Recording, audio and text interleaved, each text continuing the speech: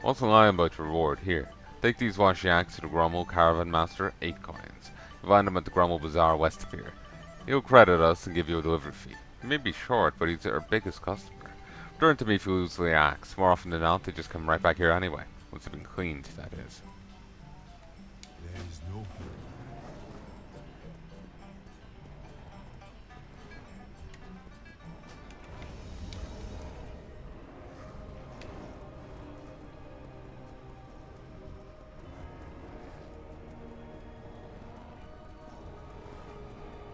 I suppose there was the whole, Hydaelyn and the crystals. There was a kind of, not necessarily chosen one thing going on, but it's a lot weightier of a quest than what you have as an adventurer, you know?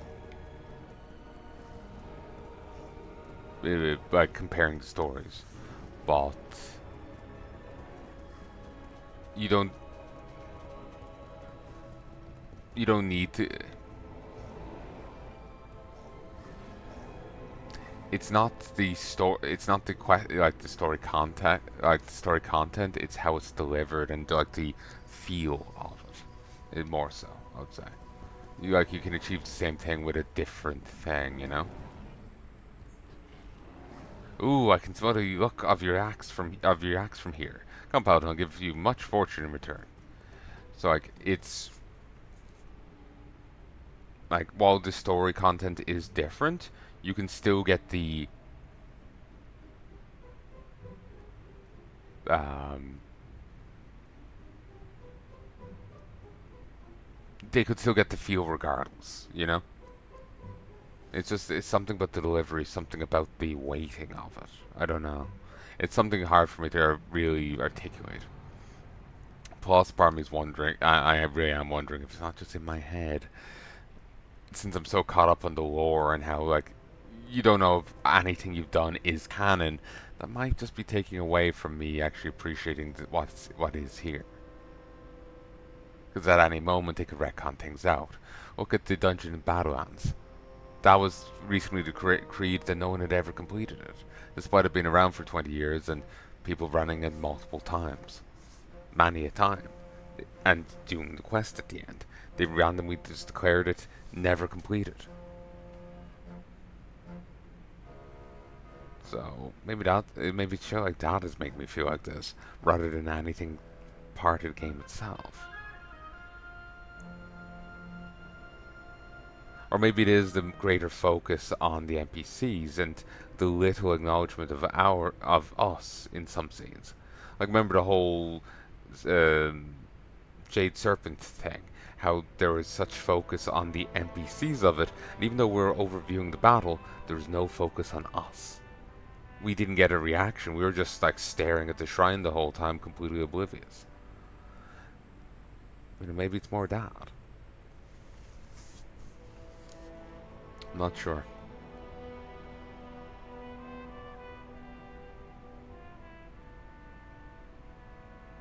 Again, for all my critiques and whatnot, I stand by the point of I like WoW. I think it's good. I just think would be better in different hands. I just don't know how far I would go with it. Let's say I suddenly came into ownership of it in the morning. How would I do things? How would I change things? You know, would I like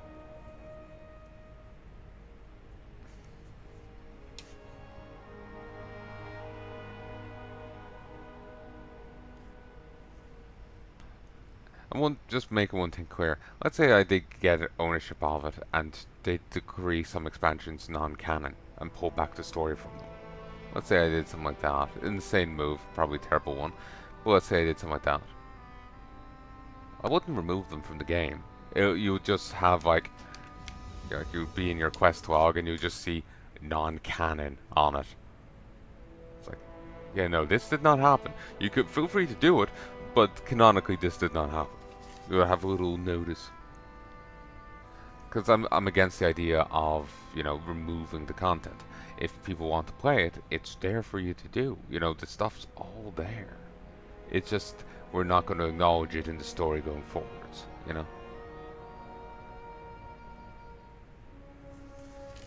So yeah, like Legion, I'm largely fine with as far as I remember. Just need to change up the whole Surmar thing. There was also the whole Raikou settlement that you become Jarl of and then do nothing with. That was must have been cut content. That or they really just did not think about it. They were just like, and moved on. I think part of it, say if I was doing stuff, would be also to expand on things. Like say like look at WoD. So let's say we did do WoD anyway. Like tried ended up redoing WoD. It would actually have Shatrat in it. Let's say if we're just leaving WoD as is. Like my two main critiques with WoD were the lack of Shatrat raid, and then them forgetting about Grom's villainy, like halfway through and pretending he was and just focusing on Gul'dan. Grom was the lead antagonist till Gul'dan overtook him, but at the end of WoD, they just moved on and forgot about it, even though he was trying to do the fucking Pad of Honor, Pad of Glory from canon, from Burning Crusade. As far as I remember, it was. He was certainly genociding the Draenei. So, yeah, but they just entirely forgot about that.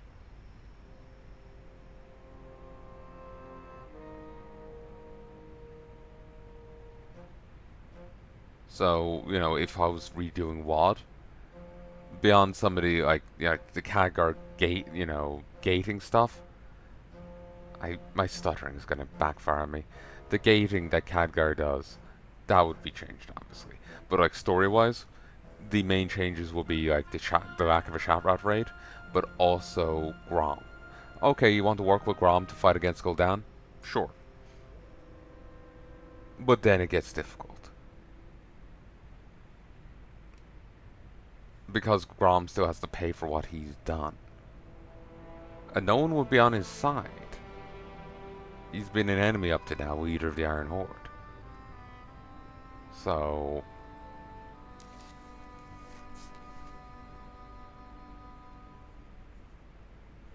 I could see Troll washing his hands of the situation. It would be hard for him to watch Grom die again. Then this time wouldn't be a hero's death. I suppose it's possible for him to not need to die, but like earn a redemption. But Grom isn't the type to ever think he can do wrong, from what I've seen of him Warcraft 3.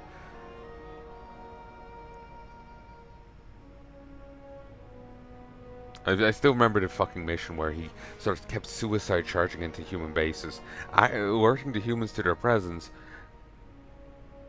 Right after Troll was like, let's not fight the humans, let's sneak past. And Grom has to alert them all before Troll's even ready for a fight. And then he's complaining, why send me away? His greatest warrior. Yeah, his greatest, the greatest banana peel beneath his foot. His greatest compromising asset.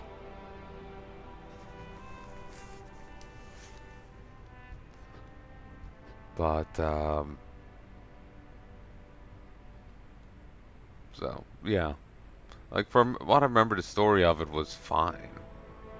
But it is based off the idea, Blizzard's butchering of Garrosh. And, like, the contrast with how Christy Golden wrote him in the novel. So, that whole trust for Garrosh's character wouldn't work. So,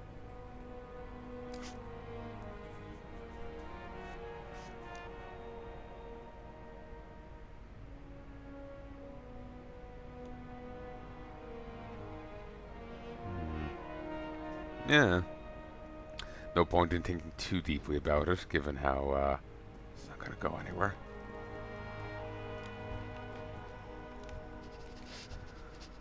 Fortune when I smell it. Sometimes when I think about this shit, I get really disappointed. because it's not going to go anywhere. It's not going to, you know.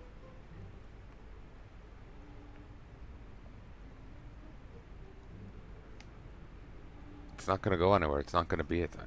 It's just my conjecturing. Well, it's just my like off the cuff fanfic, you know. It's not going to go anywhere. I'm never going to have that sort of money, you know. And even if I did, such a move would not be popular. That one may kill the game, you know. Then again, so I do remember someone running their mouth claiming that no one even reads the story. Why does it matter?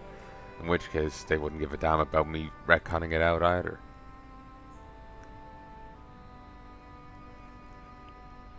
But, Okidu would be wise to buy my wares. Bad fortune to those who simply walk away. So I doubt anyone's buying these still. When the Yongles came, they began to dig up oil. What is this oil, I wonder? Perhaps a thing of much undiscovered luck? This I must know. Here, take this file, and fill it with the Yongle oil from under windmills. I will give you many fortunes if you bring me some. Ah, Grifter. Get a load of me, man. Grifter be back again. New stall and brand new wares. And ready to pass on the deals to you. You want more luck for the mountains? You want to buy the best lucky dough you ever smelled? Well, step right up and don't be talking to the Grummels. Just let your good old friend Grifter lead you right. These marvelous baubles be cheap at triple the price. Oh, take a look. Cool girl doll, head bobs when shaken. Marvelous mad stone of immortality. This anchors your spirit to the world, allowing you to come back from those dreadful demises once your essence returns to where you perished. Huh. When worn, this amulet will be when worn, this amulet will win over your heart's desire, guaranteed. Wearing this, one might find the rarest of items in the most mundane of locales.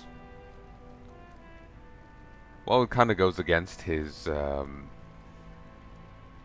whole thing. It would be nice if one of these actually had a utility in something, you know? He actually stumbled onto something actually useful. Polished pendant of edible energy.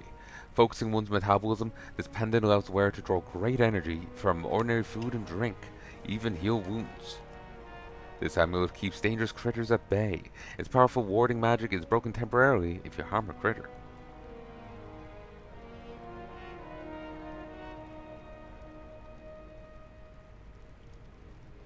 Don't you only get attacked by critters if you start a fight with them with your critter? I think that's the thing of it. I think it's talking about critter battles, but I'm not sure.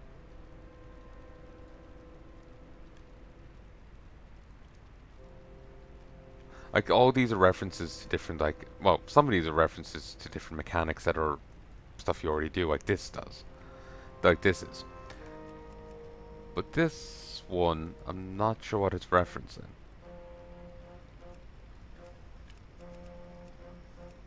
Sharks too, the bona fide fluidic mobility.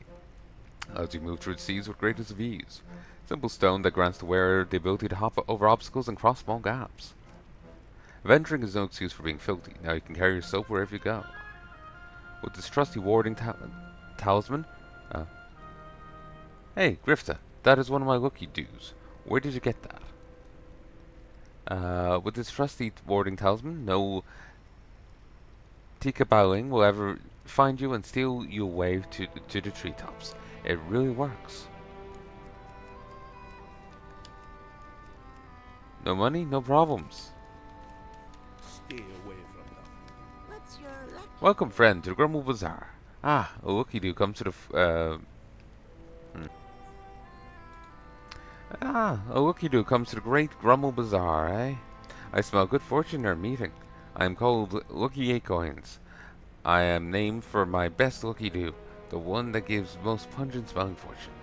May your feet find good trails.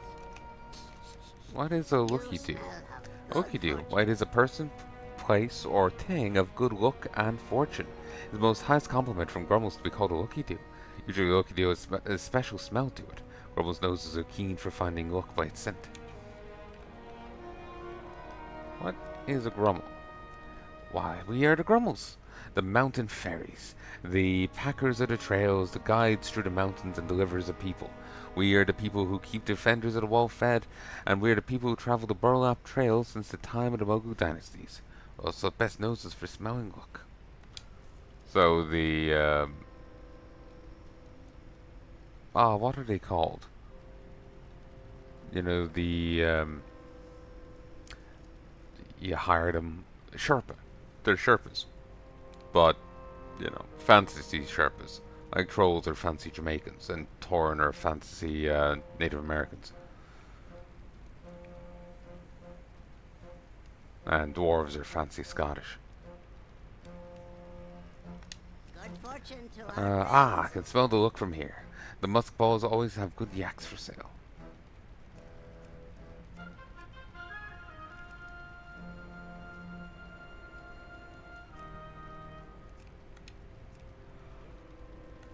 Farewell, friend of the Grummles. The Youngles still are lucky dues. Mean riders with spears took them from our caravan of brothers coming down the Burlap Trail. This is very bad fortune. If Youngles discover secret of lucky dues, all Grummles will be in big trouble. Cover lucky dues from Farcamp Rue Quinn, north of here, and will pay you many fortunes to you. Pay many fortunes to you. Many farewells. I have many lucky dues you like. Good fortune to our friends. Come, speak with me. And the mountain hosen are on the ravage. Be careful when you travel the roads. Probably only a matter of time before they figure out the shadow pen are not here, so to march down on us. Stay focused. Come, shop. One word, now. incense. Youngles are attacking our burlap trail. This is most bad fortune for Grummles. We use that trail to carry supplies to Serpent Spine. Without supplies, the defenders of the wall are in danger. Grummles are packers and explorers, not fighters. Could you be a lucky do for us and stop the Youngle blockade? Good fortune to all friends of the Grummles.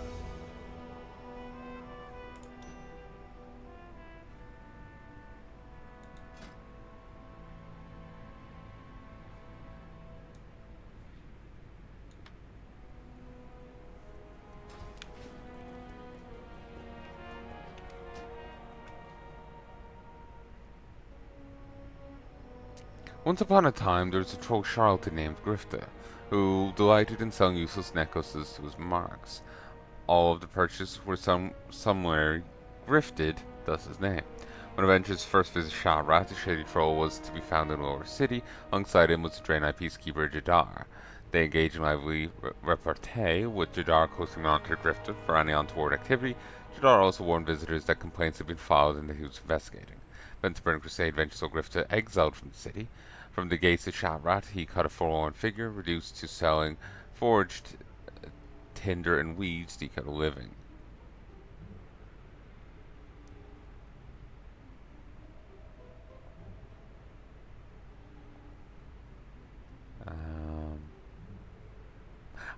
Some of this is the case, but I'm not sure how canon any of this is. Like, some of this is, but some. I can't be. I can't believe they'd be chasing me out of the city, and it's supposed to be a refuge. Oh, Griff to be a refugee. Not my fault I'd be an enterprising refugee. Jadar maintained a presence at the old kiosk, warning visitors of the ongoing operation. This time, the Blood Elf Scryer Asric joined the investigation, and things did not go well. Investigation collapsed due to loss of key evidence. For drinks in Chavrat's World's End Tavern, they argued bitterly. The Shatar fired them, too. Grifta, for his part, was free to return to Shahrat. Aha, you see this? Grifta's back. Back in my stall, back with my old wares, and ready to pass on the deals to you. Fast forward now to the events of the Lich King. We meet the quarrelsome duo in Dalrun's Cantrips and Crows Tavern, Asric. Decades of practice handling blowhards like yourself, and I'm the only one you know here in this abnormally freezing land. They agree as much that as free agents, they're now able to seek their fortune, and soon enough they reappear at the Aspirants' Ring in the Argent Tournament grounds, seeking redemption. From time to time, they appeared at the Dark Moon Fair too. Grifter to this day maintains his relocated kiosk in Shatrat Lower City, but he from time to time visits the Darkmoon Fair and a host of other places as furthers his entrepreneurial fortune. Grifter believes the DMF to be particularly lucrative. The fair be easy times for old Grifter. Curiously, Grifter did not follow the bumbling detective duo to Northrend, but it can be found at pretty much every place where events have unfolded in Azeroth. Those two actually turn up during the Draenei Heritage quest.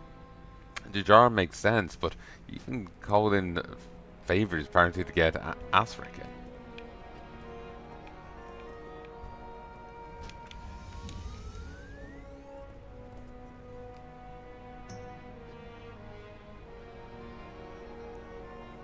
Okay. There's a reedy read over here.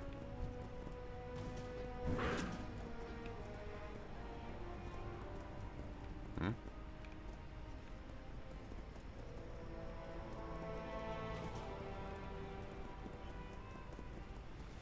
I have no idea.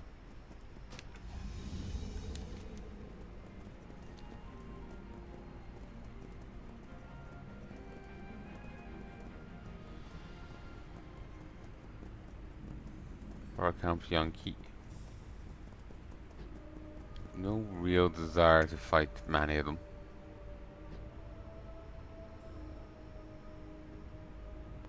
Stash of weapons and the oil.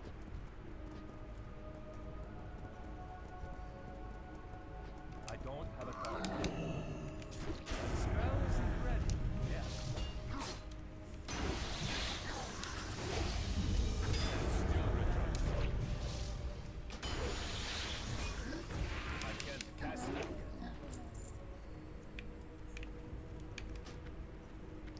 We were warriors. Remember the fields of flame. Remember the strength we wielded. Remember the champions we served. Remember the kingdoms we burned. Young, go, young, go, young, go, they cried, until they were out of breath. Young, go, young, go, young, go, they cried, in fear and flame and death.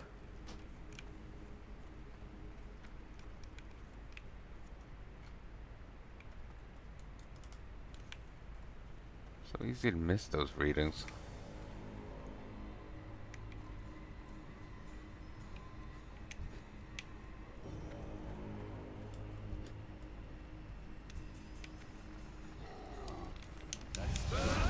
So here's another reading for you folks.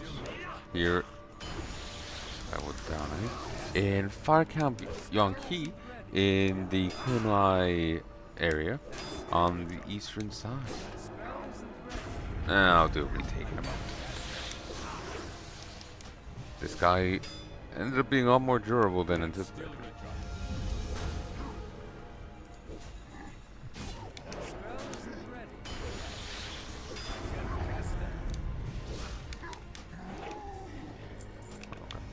Hey folks, and here's another reading. Here in the, just north of the Yongo advanced name, in the Fire Camp Yongqi, is this young oil. Burning oil is the cornerstone of Yongo warfare. In the days of their greatest warriors, this weapon was more deadly than magic. This burning substance would scar foes, scorch lands, burn away the cover provided by trees, and rout even a terrifying mantid assault. It is also an old tactic of the Yongo to light more campfires each night than people they have. In this way, enemies spying in darkness would assume larger numbers Yongo existed, while their true positions and numbers remained masked. Smart.